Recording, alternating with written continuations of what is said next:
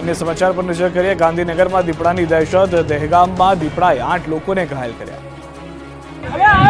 દહેગામ તાલુકામાં દીપડાનો આતંક સામે આવ્યો છે। દહેગામ તાલુકામાં દીપડાએ 8 લોકોને ઘાયલ કરતા દહેશતનો માહોલ જોવા મળી રહ્યો છે। કડજોદરા ગામના દીપડો આફત બન્યો છે। હુમલો કરી દીપડો પાસે આવેલા ખેતરમાં સંતાયો હોવાનું કહેવાય રહ્યું છે। ઘટનાને પગલે વન વિભાગની ટીમ ગામમાં પહોંચી અને દીપડાને પાંજરે પૂરવા કવાયત હાથ ધરવામાં આવી। આદમખોર દીપડાએ 8 લોકોને ઘાયલ કરતા ગ્રામજનોમાં ડરનો માહોલ છે। હુમલો કરીને દીપડો પાસે આવેલા એરંડાના ખેતરમાં છુપાયો હતો। ઘાયલ લોકોને સારવાર માટે હોસ્પિટલ ખસેડવામાં આવ્યા। દહેગામના કડજોદરા ગામે દીપડો ગામજનો માટે આફત બનીને આવ્યો।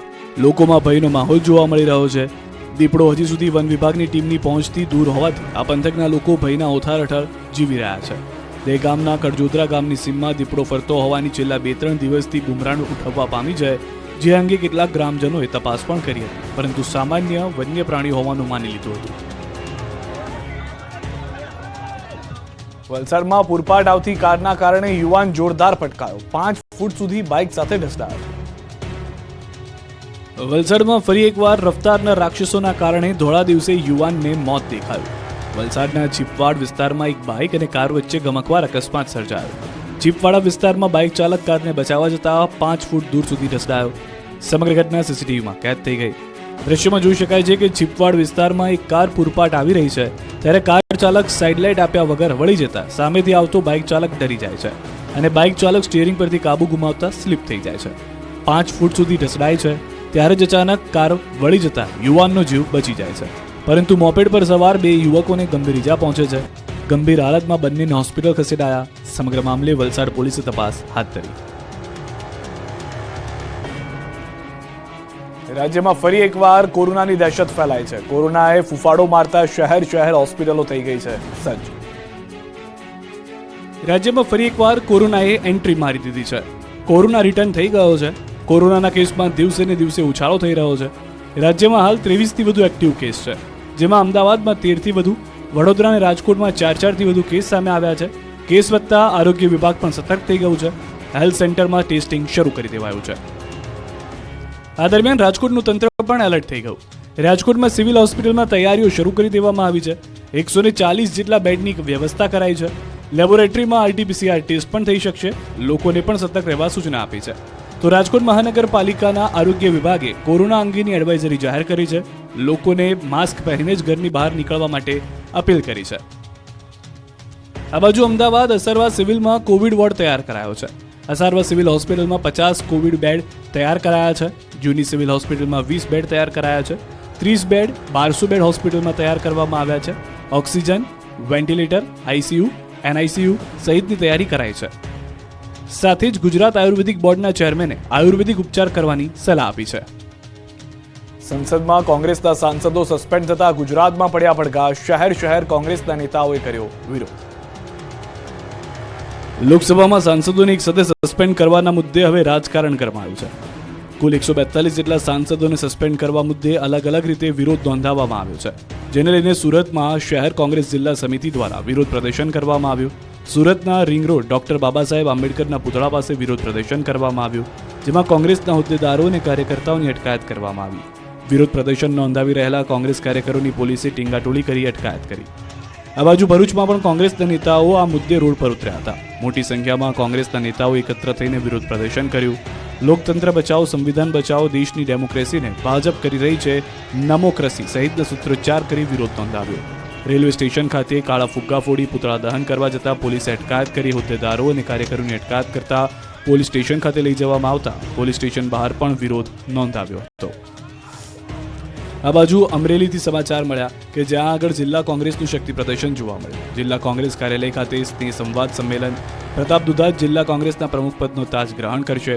વિધાનસભાની ચૂંટણી હાર બાદ મૂર્છિત હાલતમાં રહેલી કોંગ્રેસમાં ફરી પ્રાણ ફૂંકવાનો પ્રયાસ છે। મોટી સંખ્યામાં કોંગ્રેસ નેતાઓ હાજર રહ્યા।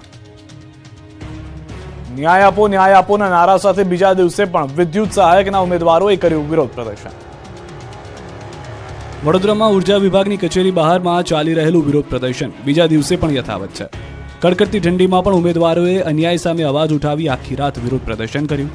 જેટકો દ્વારા 2224 જગ્યા માટે ઇલેક્ટ્રિકલ આસિસ્ટન્ટની ભરતીની જાહેરાત કરવામાં આવી હતી। ઝોન કક્ષાએ યોજાયેલા પોલ ટેસ્ટમાં ક્ષતિ હોવાનું જેટકોની તપાસમાં સામે આવતા ભરતી જ રદ કરી દેવામાં આવી છે. ગઈકાલથી જ વિભાગની ભૂલોનો ભોગ બનેલા ઉમેદવારો અને વિદ્યાર્થી નેતા યુવરાજસિંહની આગેવાનીમાં વડોદરા જેટકોની ઓફિસ બહાર વિરોધ પ્રદર્શન કરી રહ્યા છે. આખો દિવસ ભારે રોષ સાથે વિરોધ ચાલી રહ્યો હતો, જે હજુ પણ બીજા દિવસે યથાવત છે. વિદ્યાર્થીઓને આખી રાત કડકડતી ઠંડીમાં પસાર કરવી પડી. કેટલાક ઉમેદવારો ફૂટપાથ પર ખુલ્લા ઓઢ્યા વિના સૂતા જોવા મળ્યા. ઉમેદવારોને આખી રાત ફૂટપાથ પર વિતાવી પડી હોવાથી ખૂબ જ આક્રોશ જોવા મળી રહ્યો છે. તમામની માંગ છે કે જ્યાં સુધી જેટકોના એમડી નહીં મળે, આવેદન નહીં સ્વીકારે અને ન્યાય નહીં મળે ત્યાં સુધી આંદોલન ચાલુ રાખવામાં આવશે. વડોદરામાં વિદ્યાર્થી આગેવાન યુવરાજસિંહ જાડેજા પણ આંદોલનમાં જોડાયા અને પોલ ટેસ્ટ લેનાર અધિકારીને સસ્પેન્ડ કરી પાસ થયેલા ઉમેદવારની તાત્કાલિક ભરતી કરવાની માંગ કરી. સાથે જ સરકાર અને જેટકોને 7 દિવસનું અલ્ટિમેટમ આપ્યું. રાજ્યભરમાં જેટકોની ભરતી મુદ્દે ચર્ચા અને વિવાદ ચાલી રહ્યો છે, ત્યારે રાજકોટમાં એનએસયુઆઈએ વિરોધ કર્યો. જેટકોની પરીક્ષામાં થયેલી ગેરરીતિના કારણે પરીક્ષા રદ કરવામાં આવી છે.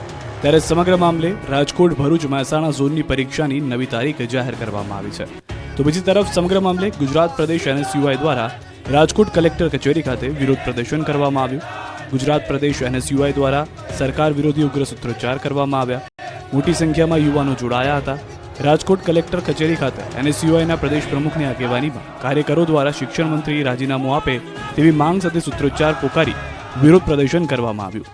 આ ઉપરાંત તેમની એ પણ માંગ હતી કે વિદ્યુત સહાયકની ભરતી જે રદ કરવામાં આવી છે તેમાં જવાબદારો સામે કડક પગલાં ભરવામાં આવે.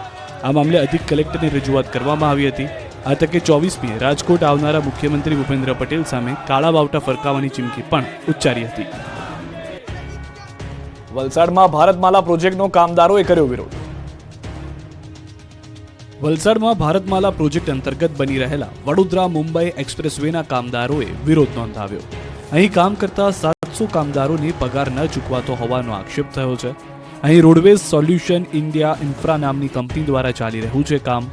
ત્યારે હેલિકોપ્ટર લઈ પ્રોજેક્ટ સ્થળ મુલાકાતે પહોંચ્યા હતા કંપનીના સંચાલક, જેઓ કામદારોએ લાભ ઉઠાવી હેલિકોપ્ટર ઉતરે તે પહેલા ઘેરાવ કરી લીધો. મોટી સંખ્યામાં કામદારોએ હેલિપેડ પર પહોંચી રોષ વ્યક્ત કર્યો. 700થી વધુ કામદારોએ પારડીના પરિયા ગામે પહોંચી ઉગ્ર વિરોધ પ્રદર્શન કર્યું. કડકડતી ઠંડીમાં કામદારોના ઉગ્ર વિરોધથી માહોલ ગરમાઈ ગયો, જેથી પોલીસ કાફલો બોલાવવો પડ્યો. પોલીસે સમજાવટથી મામલો થાળે પાડવા પ્રયાસ કર્યો. જોકે કંપની દ્વારા કામદારોને કોઈ જવાબ ન અપાતા હેલિપેડ પર કામદારોનો ઉગ્ર વિરોધ યથાવત રહ્યો. માહોલ ગરમાતા કંપની સંચાલકને હેલિકોપ્ટર લઈ સ્થળ પરથી નીકળી જવાની ફરજ પડી હતી.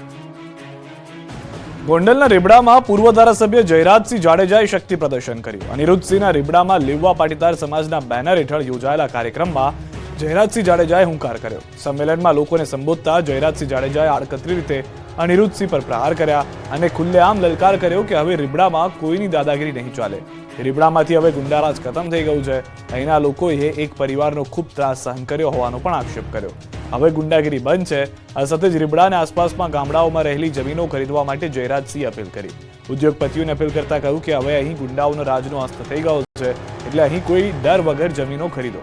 કોઈ ન ખરીદતું હોય તો મને કહો, હું જમીન ખરીદી લઈશ. તમને જણાવી દઈએ કે લેવા પાટીદાર સમાજના બેનર હેઠળ કાર્યક્રમમાં દિગ્ગજ નેતાઓ પણ હાજર રહ્યા હતા. જયરાજસિંહ જાડેજાના ઠેકેદારો કાર્યક્રમમાં હાજર હતા. કાર્યક્રમને પગલે રીબડામાં ચુસ્ત પોલીસ બંદોબસ્ત ગોઠવાયો. અહીં વર્ષોથી અનિરુદ્ધસિંહ અને જયરાજસિંહ વચ્ચે છે વિવાદ. ગુંડાગીરી, તમારી જમીન હું લઈ જાઉં, મારી તમે લઈ જાઉં, એ બધું અસ્ત થઈ ગયું છે. પણ કદાચ નાનું મોટું તમારા ધ્યાનમાં આવે, આ તો બની જાય ભાઈ ક્યારેક, તો એના માટે પણ તમે અમારું ધ્યાન દોરજો એવી પણ તમને વિનંતી કરું છું. પણ હજી મને એક બીજો વાંધો છે કે હજી બહારના વેપારી આ ગામની અંદર જમીન ખરીદવામાં હજી એમને કઈ સંકોચ છે, એમને કઈ ભય છે એવું મારું માનવું છે.